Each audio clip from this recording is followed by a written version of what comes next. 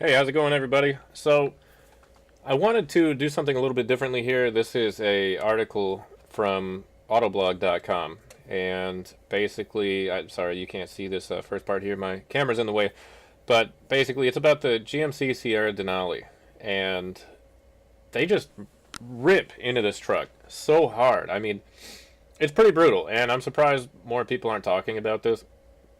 But here it goes. So, Denali driver's nose review half measures, and they start out by saying, "What year is it?" And it's simply titled or written by Autoblog staff, so I don't know if it's multiple people or an anonymous writer or what. But first thing first here, I think the truck looks really good, at least on the outside. Like, it looks pretty impressive, and I've been looking at the Duramaxes actually because they look really nice, and I wouldn't mind one. But anyway, so we'll check out the truck. It looks good actually, not okay. It looks really good. Priced upwards of $60,000 for the Denali GMC Sierra. Uh, things you'd expect to see here. They've got this new tailgate.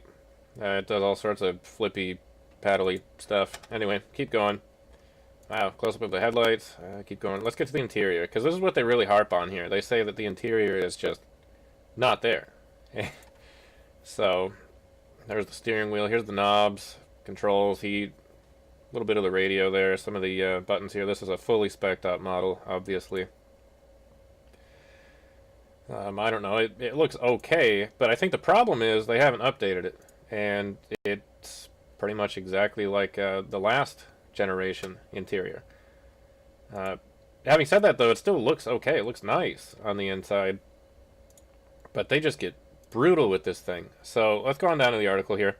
So, Associate Editor Reese Counts. So they start out by saying, this truck feels like a full generation behind the competition. It's a half measure that feels more like a mid-cycle refresh than a whole new truck. And I think that's really telling on GM and kind of where they're going right now, because they've stumbled upon this before, where they had recently the Camaro. They had to update it almost immediately. They had to refresh the front bumper, the whole front look, because it just didn't look right.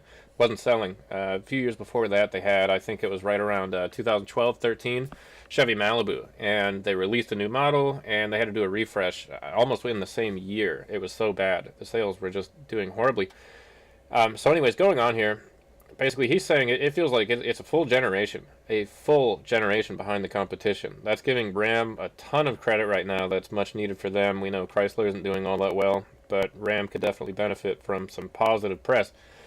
So they say that the 6.2 liter V8 is great, and nobody can argue with that. If thirsty, and the bed is wider than anything else in the class. So if you're looking to haul stuff in the truck bed often, it's worth a look. The tailgate too is nifty, though some might write it off as a novelty, and I myself think it's just it's a gimmick really, but whatever. So they say they dig the tech, particularly the infotainment system and the HUD.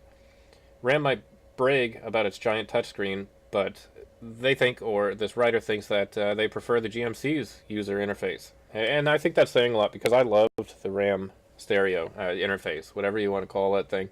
The touchscreen infotainment system, that thing is awesome. So I think it's saying a lot that they prefer the GMC user interface. So this is where they really start to hit the truck. They say the rest can be summed up with a series of shoulder shrugs. The Sierra finally looks different than a Silverado, but I wouldn't call it handsome, is what the writer says. The interior is spacious, but they'd knock the design and materials in a $45,000 truck, much less one approaching $70,000. And this line is really telling. They say, it's not Toyota Tundra levels of terrible. It's just plain cheap and not nearly as space efficient as the Ram. But that first few words here, it's not Toyota Tundra levels of terrible. Like, wow, I thought that they liked the Tundra. I've seen good reviews on the Tundra, and they say that it's not that terrible. It's just plain cheap. Feels like GM's not even trying to move the needle with this truck. The more time the writer spent behind the wheel, the less they liked it. And that's incredible. I mean,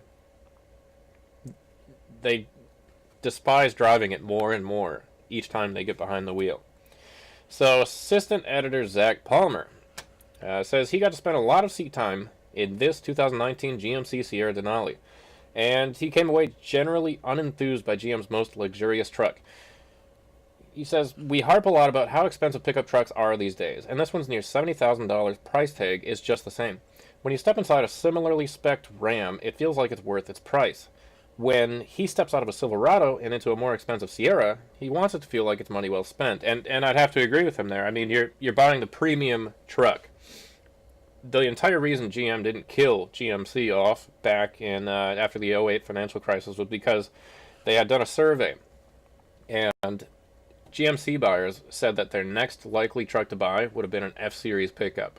So they kept GMC around because they knew they were going to lose all these people to F-Series, probably F-150 purchasers. Because this Chevy Silverado, it's not the same thing. It's not supposed to be the same thing. The GMC is supposed to be much, much nicer. So anyway, beyond the leather seats and a few small pieces of wood trim, it's hard, black plastic galore.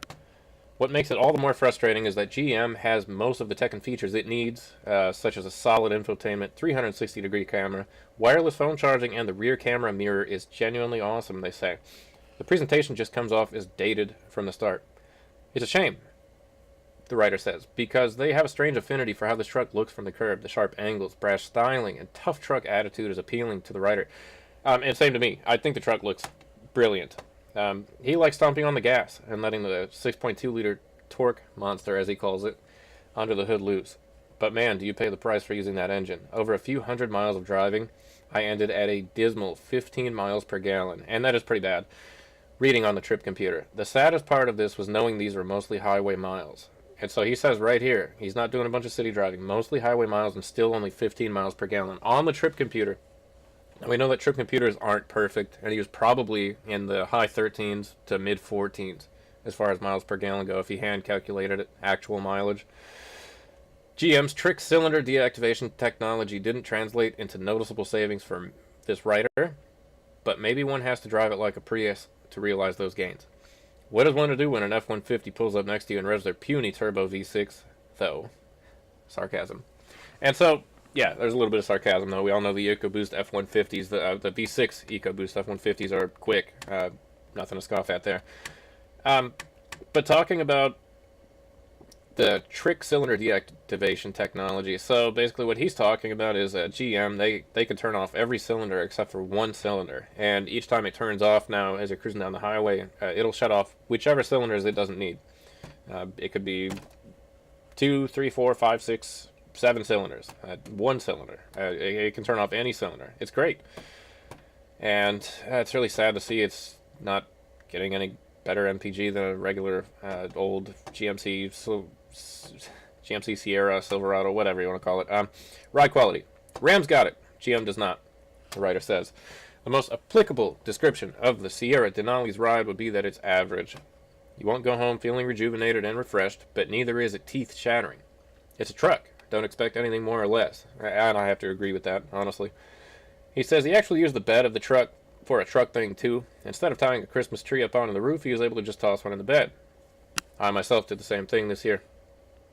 Now he says, the easiest loading procedure ever, and the multi-pro step actually came in handy to get up there and drag it out. Sure, he could have hopped up and hopped back down, but lugging a tree out using a step felt much safer. And that's a good point. Probably was safer, but is it worth the price? Probably not. Still, the writer says, GM has a lot of catching up to do from an interior standpoint. A lot of people will buy this truck because of who makes it, but go hop in a similarly priced 2019 Ram 1500 after test driving this. Then decide if you're going to drop the coin on what doesn't feel like much more than a normal Silverado. And this guy points to Ram, or this writer, sorry, I don't know if it's female or what. This writer points to Ram several times in this article. It tells me that Ram has really upped their game over the years. I'm not going to watch that video right now. Instead, I want to go down to the comments because I was reading the conversation down here that they have, and it's just crazy. So I hear Crazy Pumpkin comment and says, I sense a refresh coming sooner than expected, like GM did with the previous gen Malibu a few years ago. And he didn't mention the Camaro like I did, but yeah, me too. I see that coming. Keep an eye out for that. I bet in the next year or two, refresh. Comment Vic. He says, this truck feels a full generation behind the competition, end quote. Let's be brutally honest, GM has been mailing it in for a while. The beauty of the truck market is most Chevy/GM buyers, really all full-size truck buyers, don't even look at other trucks. I think he's right. If you're driving F-Series, that's all you're going to buy. If you're driving Ram, that's probably all you're going to buy. If you're driving Chevy or GMC, those are probably all the trucks you're going to buy. As long as the new truck is an upgrade on their likely 5 to 10-year-old truck, they will buy. I am pulling for Rivian to bring their R1T to market in 2 years. Yeah, I'm not familiar or up to date with that. Next guy, John Torres, he says, yes, we need vaporware trucks that cost as much as this one. Are unsuitable for many situations this excels with and offer no additional advantages aside from greenie points. Agreed. Aluminum bodies, turbo engines that are more efficient, yet just as durable and capable, features that improve its functionality. That's not fresh thinking. What we really need is the Model S of trucks. Don't get me wrong, I, with Rivian, the best, and I find their concepts interesting, yet I have no delusions about them disrupting the truck market as a whole anytime soon. So I think what this guy's trying to say is we need an electric pickup truck, and I'm surprised Ford hasn't done this with the F-Series, the greatest selling truck, at least in America, if not the world. No electric option. I mean, you want to get people excited about it, put it in a hot-selling vehicle, put it on the market, give it that 15 to 20,000 pound towing capacity in a half-ton, three-quarter ton, and 250 to 300 mile range. People would buy it. All right, Sherry, I love this truck. Okay. Ted Mongol, he says, they gave me one of these as a loaner for a day. The exterior does look good and the ride was good and power adequate, but the interior was every bit the disappointment that a lot of the reviewers speak of. It in no way seemed like it was a $60,000 plus vehicle. And other than the slew of tech, it did not seem much different on the inside than an LT Silverado. Yeah, agree. L1011. Having recently test-driven a new 2018 Tundra, I can say the interior of the Tundra is far better than the Sierras. Sure, maybe the tech isn't as good, but the dashboard layout is certainly better and far less cluttered. The Tundra's 3 dials for HVAC were my favorite part of and are well-engineered too. That sentence didn't make any sense. Tundra's 3 dials for HVAC were my favorite part of the truck and are well-engineered too. GMs should just outsource their interiors to Germans or the Japanese. I do agree with the exterior styling of the Sierra. It is awesome, though. And finally, BKP. Yeah, because we all buy four-wheel drive pickups for solid infotainment, a 360-degree camera, wireless phone charging, and the rear camera mirror. Oh, and the soft ride in a Dodge, plus its somehow different plastic interior. And there's a lot of plastic in the Rams until you go more upscale and get the Laramie. Anyway. Right. Go buy a Luxo barge and leave pickup trucks to men. So this guy's just saying he wants a no-frills, beat it up, not care about it, kind of a cheap truck. A lot of people like that. John Torres, though. Thing is, both trucks try to accomplish the same goal, except Ram does it better. It doesn't have to be terrible because it's a capable truck. Ram and Ford are proving that. He's got 7 likes, 9 likes. Anyway, likes don't matter. Look, I just think this is crazy, though, how hard that they hit it. I mean, the truck specs are fine. 6.2-liter V8, 420 horsepower, 460 foot-pounds of torque. Comes with a 10-speed automatic transmission. If I'm not mistaken, that's the jointly developed transmission that they did with Ford. Four-wheel drive, this one had curb weight, 5,400 pounds, so a little bit lighter than a Dodge Challenger. Just kidding. Seating, 2 plus 3, so 5. I'd love it if they come out with some bench seats. That would be awesome in the front, so you can have 6 people. Would love that. Base price, $56,195. Best deal price. You can get almost 25 grand off of this thing if you look for a good deal. I don't know how they get this, where this comes from. $31,571 for best deal price with a base price of $56,195. Before you add anything to it, 56 grand out the door. So, can understand how people might feel upset about this thing. I don't know. Let me know, what are your thoughts? Do you think that this is a good truck? Is it worth the money? Is it not worth the money? Should GM refresh it? Is GM in trouble? Let me know. Thanks. Until next time.